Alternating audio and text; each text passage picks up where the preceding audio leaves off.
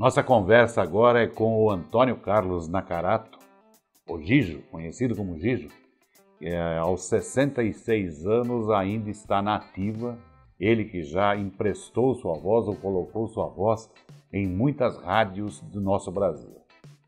Gijo, você nasceu em Jundiaí, né? Nasci em Jundiaí, na Vila Arens, onde morei até os 22 anos, daí eu casei. Com a Dona Célia? Dona Célia. Fui para Ponte São João, casado hoje, está indo para 44 anos já. Está durando. Então. Está durando, graças a Deus. Bom, você é de uma família que tem tradição em rádio. Seu pai foi subdelegado na Vila Arens e ele começou com um serviço de som lá, né? Exatamente. Quer dizer, a geração era para ser subdelegado. Meu avô foi subdelegado, foi inspetor de quarteirão na época que se falava também, né? Depois passou meu pai a trabalhar nesse segmento aí. Isso bem depois do rádio, né? Porque o rádio surgiu na vida da minha família, especialmente com meu pai, meu pai Antônio Nakarato, meu tio José Bartolomeu. Eles tinham o Líder Jornal Jundiaiense na Vila Arens. Era um carrinho de som com 2 cornetas em cima que saía fazendo publicidade volante. Depois eles cismaram de montar um serviço fixo no Carramanchão da Olavo Guimarães. Os namorados passeavam ali à noite e tinha várias cornetas em frente à igreja, ficava tocando música e o pessoal namorando por lá.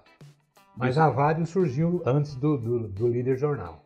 Tá, e só para explicar, a Olavo Guimarães, naquele canteiro central, era um carramanchão e lá embaixo tinha um chafariz, né? Chafariz, exatamente. Em frente era a loja do Filipine, né? Madeireira Filipine que tinha ali. Tinha um chafariz. E um ponto de carroça. Ponto de carroça de aluguel. Eles usavam o chafariz para dar água aos cavalos. E muita gente ia nadar lá, inclusive. Eu já soube de gente que foi jogada lá, né? Bom, aí seu pai montou esse serviço de som que acabou se transformando numa rádio. Exatamente.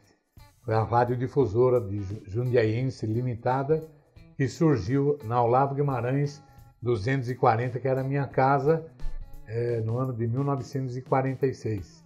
Eu não tinha nascido ainda. Meu irmão já era vivo, meu irmão hoje falecido, está indo para 4 anos agora, em agosto, que ele faleceu. Mas o meu irmão viveu a rádio e também já teve o vírus, foi atacado pelo vírus antes, né? E até que a rádio ela surgiu numa época de greves no município. Ela tinha uma parceria com o Círculo Operário Jundiaense e por denúncia na época junto ao DOPS, o DOPS veio e acabou lacrando a rádio, fechou a rádio e tornou-se oficial com a interferência de um padre do Colégio Salvatoriano de Jundiaí, o padre Otávio de Sá Gurgel, tinha um parentesco no Rio de Janeiro e conseguiu ir para lá junto ao governo e retirou a licença da rádio. Só que ele trouxe a licença no nome dele e os outros ficaram vendo navio, né? Inclusive, nós temos um áudio aí, uma gravação de um recente programa na Rádio Difusora, onde o falecido Tobias Musael fala sobre isso. Vamos ouvi-lo. E conta a história. Nakarato, vem cá, vem meu cunho. O Antônio Carlos Nakarato era menor, ele era criança. Menor é ótimo. Não, ele era criança praticamente quando começou lá na casa dele, na Vila Arens, na Avenida Doutor Olavo Guimarães, um tipo assim... Serviço empírico. Alto-falante? Alto-falante. Mas também foi aí que seu pai falecido, né? Uhum. Ele teve ideias de colocar uma rádio ali. Exatamente. E que foi, como hoje, né? Era uma rádio pirata. Então, automaticamente... O DOPS apareceu, prendeu todo mundo. Que horror! É verdade. Né? Os equipamentos foram apreendidos, né? Depois, com a vinda do padre que o senhor citou o nome aí, que ele tinha um parente...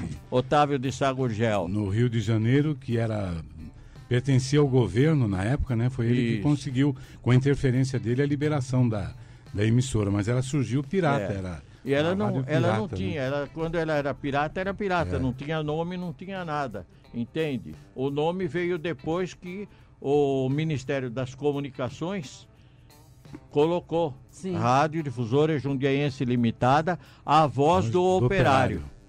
Bom, Você cresceu nesse meio e era lógico que tanto você e seu irmão tomassem esse caminho. Você começou trabalhando onde? Falando em rádio. A primeira rádio que eu trabalhei, quer dizer, eu comecei no serviço de alto-falante que meu irmão montou, né? Inicialmente ele montou na Ponte São João, era Arte e Som, na Avenida São João. Eram caixas instaladas no comércio, foi antes da frequência modulada, do FM. Então o comércio tinha música ambiente, publicidade e informação. Então naquela época eu comecei trabalhando com o meu irmão. Eu não cheguei a pegar o meu pai, a época do meu pai que já tinha acabado, a rádio já estava em outras mãos, né? E o serviço de alto-falante já tinha terminado também. Então meu irmão montou na Ponte São João a Arte e Som, onde eu ajudei por determinado tempo, e depois ele acabou transferindo para Vila Arens. Era na Olavo Guimarães, Moreira César, Avenida Cavalcante, JJ Rodrigues. Tinham caixas instaladas no comércio, e aí que eu comecei a sentir o vírus, né, do rádio. E de repente a Rádio Santos Dumont, instalada ainda na Rua Barão de Jundiaí, onde é a Casas Bahia hoje. Barão de Jundiaí 954. Isso, em frente a Lojas Marisa. Precisava de um locutor no período noturno. Eu tinha 17 anos, estava em época de ir para o quartel, não conseguia trabalhar. Até então trabalhei sem o registro em farmácia, fui engraxate, fiz uma série de coisas lá para... Naquela época todo mundo se virava, não é com esse mimimi de hoje, não. Verdade. E eu acabei fazendo horário noturno lá da Rádio Santos Dumont. Apresentava no palco o Regional Santos Dumont, tinha o G no cavaquinho, Jesus no acordeão. Eles tocavam música ao vivo ali no auditório. Palco, auditório. E eu fazia os comerciais, né, as passagens, e à noite, às 11 horas, 23 horas, apresentava o Vigilantes no Ar. Era um programa que tinha... foi famoso na época. Até o Chico Montes apresentou Vigilantes no Ar. Ali passaram determinados locutores aí famosos. Até eu passei por isso. E trabalhei com o Hermenegildo Martinelli, que tinha Sorriso de Nossa Senhora, ele fazia... Às 18 horas. 18 horas, né? Então, o meu início no rádio praticamente foi ali. Daí eu saí, eu fui para o quartel, servi o quartel durante um ano, fui enfermeiro, não tinha nada a ver com rádio. E quando eu saí do quartel, a radiodifusora precisava contratar alguém, né? E eu fui lá, por indicação do meu irmão, para ser locutor. Aí me deixaram com o Fernando Dias, que era o chefe dos operadores, junto à mesa para ficar aprendendo ali. Era o Décio Pitinini, que fazia na época programa. Na época os artistas vinham para a rádio, Cláudio Fontana, Antônio Marcos chegou a vir fazer, uma série deles, Cláudio Roberto. E eu fiquei ali com o Fernando Dias, mas eu saía e ia lá para o estúdio para ver o locutor, né? E o Fernando ia lá e me puxava pela orelha para trazer para o lado de cá. Eu falei, não estou entendendo por que você quer que eu fique aqui se eu quero ser locutor, né? Não, você está vindo aqui para ser operador de som. Eu falei, então eu vou tomar um cafezinho ali embaixo e já volto. Fui e não voltei mais, porque eu não queria ser operador. E até hoje, no rádio já fiz de tudo. Fui vendedor, fui diretor, locutor, apresentador, noticiarista, fiz de tudo, só não fui operador de som. O tempo do bolachão, né? Exatamente. Só para o pessoal saber, tinha os discos de acetato. Acetato, alumínio. Que vinha os comerciais normalmente. E os long plays, que eram 33 rotações e um terço. E o acetato era 78. 78. E o operador sofria na época porque ele tinha que mudar a rotação do toca-disco, pegar o acetato, colocar no prato e ir trocando. E segurar na mão o disco enquanto liberava. Quando terminava o intervalo comercial, ele tinha que voltar correndo para o 33 para entrar com o vinil. E aí que entrava o cantor em rotação, fora de rotação, alterada, porque ele esquecia de mudar. Mas aí eu fui embora da rádio, falei, não vou trabalhar como operador. E o Hélio e o Cícero, que dirigiam a rádio na época, mandaram meu irmão me perguntar por que eu não voltei mais lá. O Hélio Luiz e o Cícero Henrique. Cícero Henrique. Cícero hoje trabalha no rádio ainda, na Rádio Cidade, e o Hélio faleceu, né? Eu falei, eu não voltei porque eu não vou trabalhar como operador. Então eles pediram para que eu voltasse lá para fazer um teste como locutor. Fiz o teste, eles aprovaram e eu passei a trabalhar então com registro em carteira. O primeiro registro em rádio foi Difusora no ano de 1972. Como locutor? Como locutor, né? E daí você não parou mais? Daí não. Daí eu fui na Difusora, eu cheguei a interromper, fui trabalhar junto ao Jumbo na época, quando veio, o supervisor me chamou, fui fazer um programa dentro da loja, ele gostou e quis me contratar para gravações do som interno dentro do ramo, né, da loja. E voltei para a rádio depois, que acabou não dando certo, não era o que eu queria fazer. Voltei para o rádio. Da Rádio Difusora eu fui para Itatiba com o Rock, fazer uns esquemas. Rock Sports. Fazer um esquema na rádio de lá. Voltei para a rádio novamente. Aí a Jovem Pan me chamou. Fui para a Jovem Pan, fiquei um ano fazendo o jornal Segunda Edição de Integração Nacional e a Hora da Verdade à tarde. E comerciais, tanto no AM quanto no FM. Programa do Ney Gonçalves Dias, que apresentava, né? E fiquei esse tempo. Mas aí a minha filha nasceu, foi no ano de 75, né? E a viagem estava desgastando. Andar de cometa naquela época era uma loucura. Dinossauro. De Jundiaí a São Paulo, lá na Avenida Paulista, eu perdia quase 2 horas. 2 para ir, mais 2 para voltar. E 7 que eu trabalhava, são 11 horas para ganhar 7. Então, a Rádio Difusora para mim estava compensando. Eu permaneci aqui do que ir para São Paulo. E eu voltei para o rádio em Jundiaí. Aqui depois acabei dirigindo a 105, né? Comecinho da 105. Durante 9 anos eu fiquei, peguei ela lá em cima no Tarumã, na Era favela. Rádio Notícias, né? Isso. Depois que nós transformamos em 105, né? Aí consegui mudar ela para o centro da cidade, no prédio onde foi a prefeitura de Jundiaí. Edifício Nivolone. Nivolone. Ficou um determinado tempo e eu acabei daí saindo também.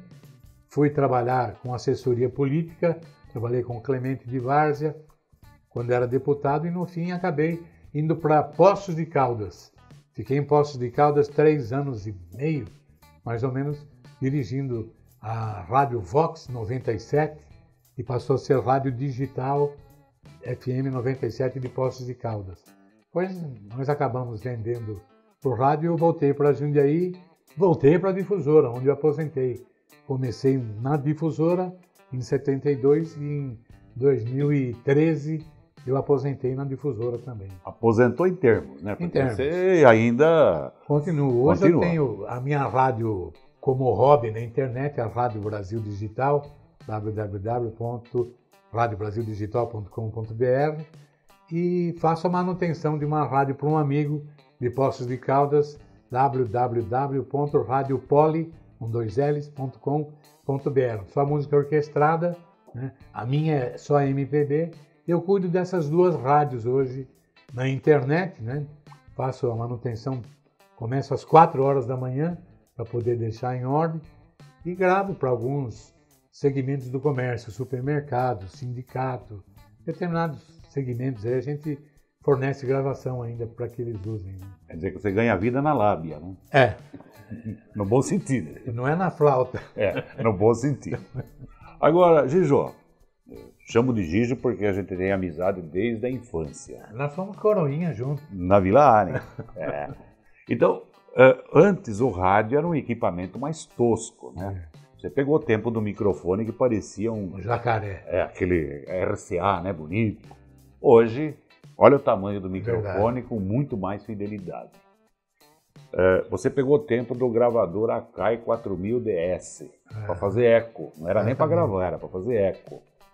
Você pegou o tempo com aquelas mesas enormes, a válvula, enfim, havia mais dificuldade. Hoje tudo é mais fácil. Na sua opinião, o rádio em geral melhorou ou piorou? O rádio hoje que nós temos, o AM que está em extinção, né, vai acabar porque a frequência vai sumir, vai virar o rádio FM. O FM também hoje você já sente dificuldade para sintonia. A Jovem Pan de São Paulo hoje, por onde você anda em Jundiaí, você perde o sinal, já não é mais o que era. Hoje, com a entrada de rádios piratas, nós temos aí inúmeras. Tá de balde, né? Então acabou uma interferindo na outra. Para mim, o rádio na frequência AM, FM, vai sumir, vai acabar. O rádio hoje é internet, você sintoniza no celular, no tablet, no carro, né? Qualquer lugar. Com Bluetooth, você joga no seu equipamento, você viaja ouvindo a rádio. Então, para mim, o rádio AM, FM, hoje é um rádio em extinção. E o futuro já chegou tempos atrás com a vinda da internet, né? Bom, a internet, como se dizia antigamente, pegava até no tijolo o rádio, né? Uhum. Agora, a qualidade de programação, o que você acha? Melhorou ou piorou? Eu acho que piorou. Piorou, né? Eu acho que até usei um termo aí, o pessoal não gostou muito. Com a juniorização do rádio, os júniores assumindo as emissoras sem noção nenhuma, eles acabaram implantando determinadas coisas que deixou de atender o interesse do público, né? Então, para mim, o rádio hoje deixa a desejar. Porque o rádio é um meio de comunicação muito rápido. Exatamente. Se tiver um problema aqui, digamos, você pega um celular, hoje, na época, pegava um orelhão, ligava, entrava no ar na hora e dava informação, coisa que hoje praticamente desapareceu isso aí. Hoje a televisão está fazendo isso, né? Está fazendo o papel do rádio. Exatamente. Via internet, via Skype e outros programas, eles entram do mundo afora e entra no ar brincando, né? O rádio, eu lembro na época do futebol, inclusive, que se levava o carretel com os fios, tinha que esticar fio. 150 metros de cabo, 4 fios dentro, que era o TX e o RX. RX, para fazer uma transmissão, né? E a maleta que dava choque. Hoje não tem mais nada disso, né? Pois é. Você com microfone sem fio, você faz tudo e via internet você domina o mundo, né? Está muito mais fácil. Exatamente. Agora, uma outra coisa, eu tenho notado, não sei se você, eu acho que acredito que você tenha notado também. Uma época, para se falar em rádio, tinha que ter voz. Uhum. E voz não precisava ser um vozeirão, mas precisava ser uma voz audível. A pessoa tinha de ter dicção. Ser clara, boa pronúncia, aquela coisa toda. E hoje a gente ouve, né? Um monte de locutor que parece que tem uma batata quente na boca. Verdade. Quando eu comecei a contratar, que eu dirigia a 105, comecei a abrir teste para locutores, né? Então aparecia de todo quanto é lado aí os candidatos e a minha preocupação era exatamente essa. Que tivesse boa dicção, que fosse um cara que tivesse um improviso, né? Porque eles costumavam na época falar muita abobrinha, né? E eu não permitia. Falam ainda. Eu não permitia, eu falei, não tenho o que falar, toca música, que o ouvinte quer ouvir música. E não vai tocar música que você gosta de ouvir, você vai tocar o que o ouvinte gosta. Na 105, inclusive, eu lembro, um locutor foi dispensado no período da tarde, para preencher o horário eu lancei de imediato lá um programa, a música que você pediu. Então o ouvinte ligava para a rádio, pedia, e como a minha discoteca era fraca, porque os meus antecessores saíam da rádio e levavam os discos junto, não deixava lá, eu tinha que sair emprestando as músicas para poder gravar e colocar no ar. Deu um resultado fantástico. Eu tinha uma moça atendendo o telefone, ela atendia uma média de 400 pedidos por dia para participar da programação. E eu tive uma oportunidade de, uma tarde, me encontrar com o diretor da Globo, a rádio, Sistema Globo de Rádio, né?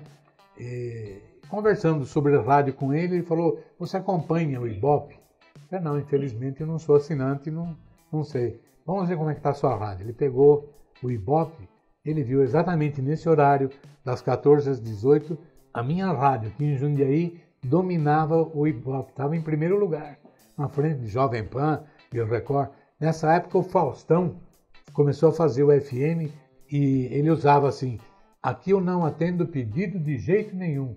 Era exatamente um tapa que ele dava na gente, porque a minha tocava o pedido, a música que você pediu, né? Aí o Faustão, só para lembrar, ele era repórter de campo, mas ele era magrinho. Exatamente. Na época eu trabalhei na Jovem Pan, Osmar Santos era o chefe da equipe esportiva e o Faustão era repórter, né? E já era chato. Já era chato. Aliás, tem uma passagem curiosa, se me permite contar. À vontade. O Afanásio Jazade. Opa! Era o repórter policial. Rádio Capital. Então, mas ele trabalhou na Jovem Pan também na minha época. Meu amigo. E ele entrou, eu tinha um operador na mesa, horário da tarde, segunda edição do Jornal de Integração Nacional. Eu apresentava com o Antônio Alexandre e o Nelson Tatá Alexandre, que era o irmão do Capota, do Antônio Alexandre. Um bom imitador. Que fazia o show de rádio, né? E nós três apresentávamos o jornal. E o operador ia colocar o Afanásio com uma notícia policial. Então ele deu um toque no interfone, Afanásio na linha, né? E o Tatá Alexandre, que era imitador, falou, deixa que eu chamo. Entrou imitando o Afanásio, da polícia, né?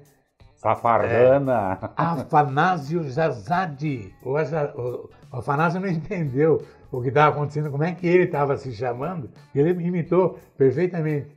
Entrou e até acabou se perdendo. Ele falou assim, ladrões armados de revólveres e facas. Quando ele falou facas, acabou o jornal. O Capota saiu para um lado, o Nelson Tatá para o outro, dando risada, e eu fiquei sozinho, apresentando o jornal, para você tapar o ouvido para não ouvir as risadas, né? E comecei a mandar o jornal para frente. Nisso entra um locutor, quando eu olho do lado, o Osmar Santos sentou para querer apresentar o jornal comigo. O Zé Pereira era o chefe do jornalismo, veio lá e tirou o Osmar fora. Fora daqui, Osmar! Não deixou ele apresentar porque é da equipe esportiva, né? Mas aí começou a desintegrar o esporte da Jovem Pan e o Osmar foi embora para a Globo e acabou levando meio mundo, né?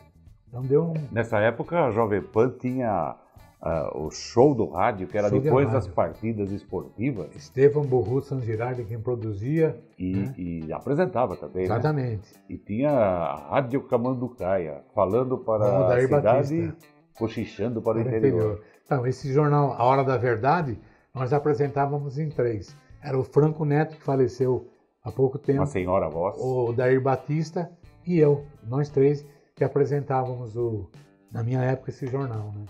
A Hora da Verdade. E o Nelson Tatá Alexandre, que você conheceu, ele fazia qualquer voz, né? Nossa, era fantástico. Está vivo ainda, né? Tá, ele teve um problema de saúde, acabou saindo fora do rádio, continua vivo, mas é uma falta terrível, né? O que ele fazia naquele show de rádio era fantástico, né? Fazia 5, 6 personagens, exatamente, cada um com uma voz diferente. Exatamente. Comendador Fumagalli, e daí para frente. E os locutores da Rádio Camanducaia, uma rádio fictícia, que era o Largo Alberto... da Matriz, número 30. 13. Não, número 13. 13? É. Uma coisa assim. Alberto Filho, Alberto Neto, era tudo Alberto, né? Mas era divertido isso daí e o pessoal ouvia. Exatamente. O que falta hoje para o rádio e para o pessoal ser mais fiel? Ouvir. Credibilidade. Eu acho que o primeiro ponto é a credibilidade. Hoje,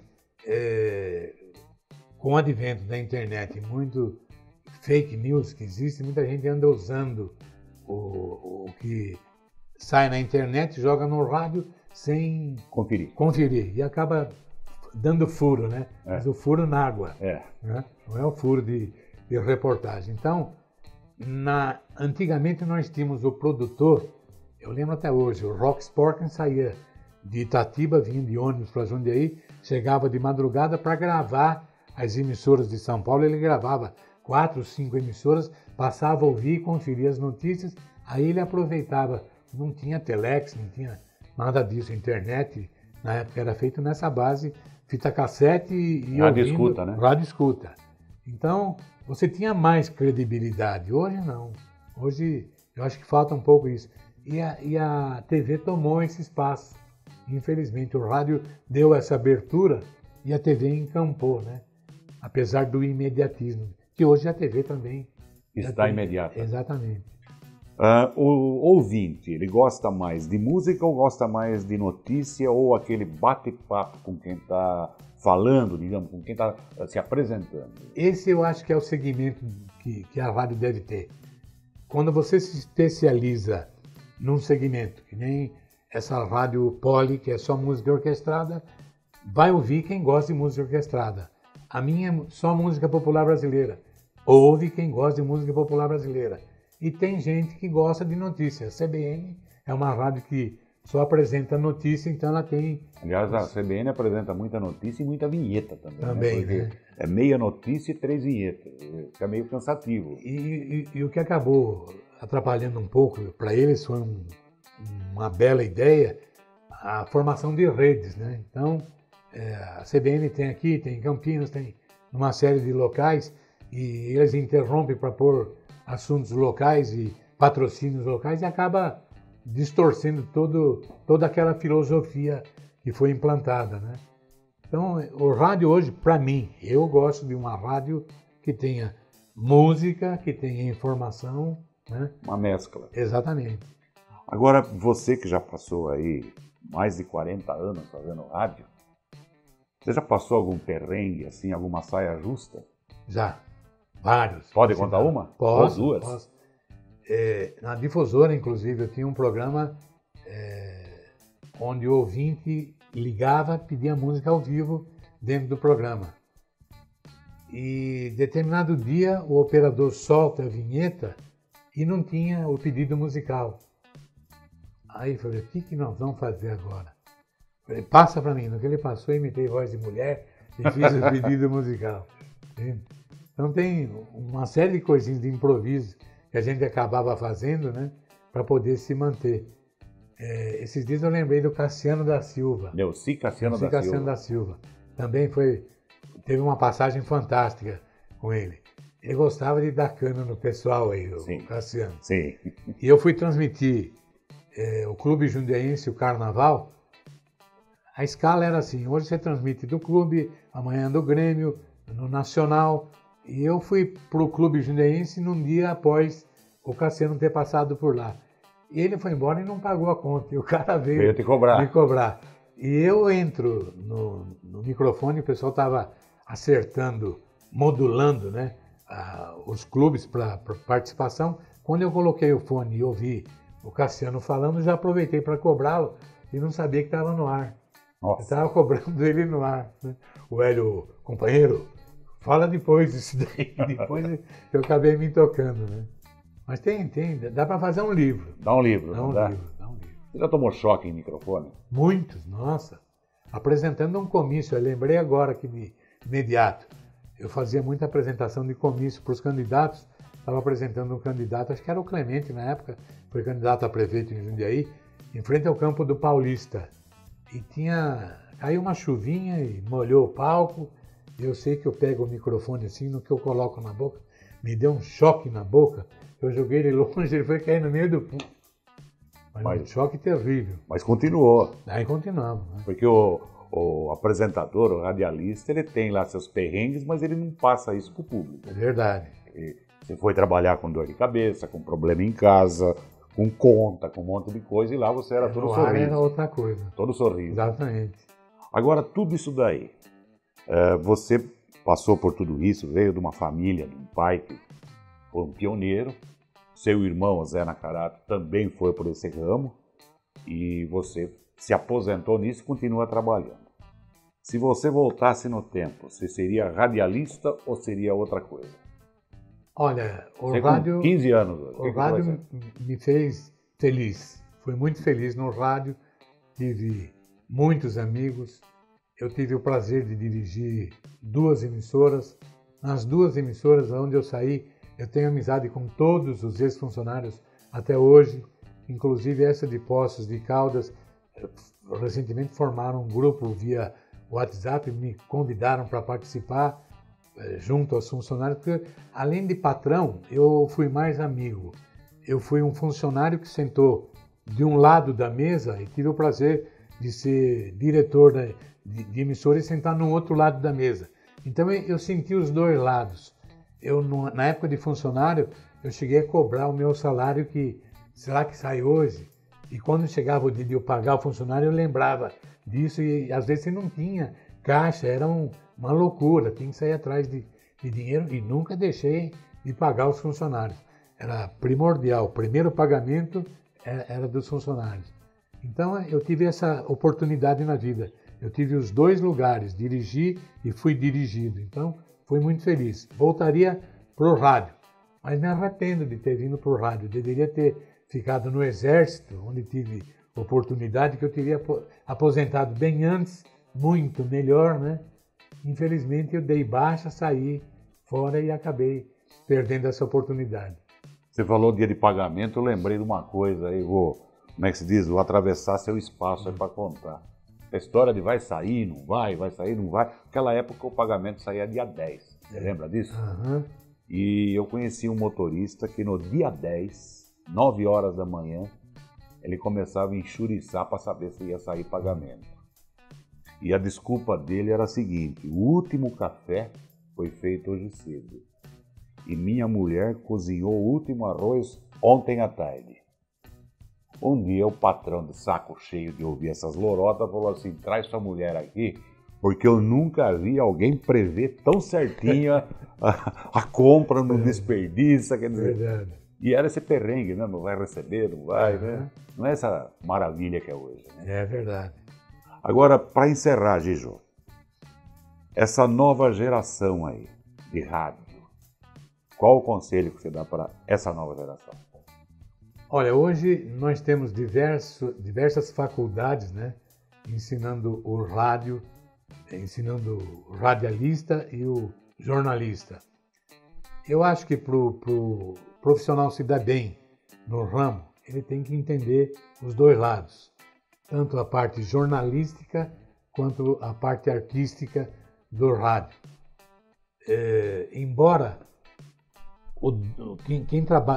na minha época, quem veio para o rádio tinha o dom, tinha o vírus na veia. Hoje, o pessoal já não nasce mais com esse dom. Existe alguém ainda que tem vontade de fazer o rádio, de participar do rádio, mas eu acho que o importante é ele ter conhecimento, sabe? Do que é o rádio, aonde chega o rádio, conhecer o seu ouvinte, sabe? Saber qual é o segmento da sua rádio para que você possa apresentar uma programação. Aí você consegue a sobressair.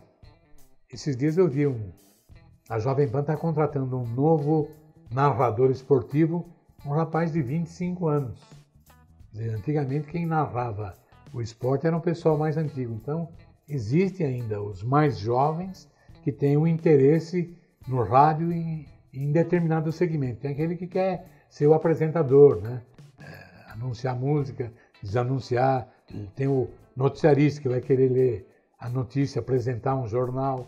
E tem a parte esportiva. Então, é importante o jovem conhecer o rádio de fio a pavio. E emendando nessa pergunta, era a última, mas já emendando, né? Porque uma coisa puxa a outra. Você não acha que falta um pouco de iniciativa para o pessoal mais novo? Falta. Infelizmente falta. Eu acho que como a internet favoreceu, trouxe muita abertura, por outro lado acabou prejudicando nesse ponto aí. Criou a falta de iniciativa. Exatamente. Hoje você precisa saber de alguma coisa, entra no Google e vai perguntar. Então não tem o interesse de sair, ir a campo, pesquisar. Então, hoje perguntar. Fica naquele quadradinho ali. Está tudo bem. Exatamente. Ok. Gijo, obrigado pelo bate-papo. Foi um prazer. Esse foi o Antônio Carlos Nacarato, Gijo, locutor que continua ganhando a vida na lábia, mas no bom sentido. Graças a Deus. Você está assistindo Novo Dia TV.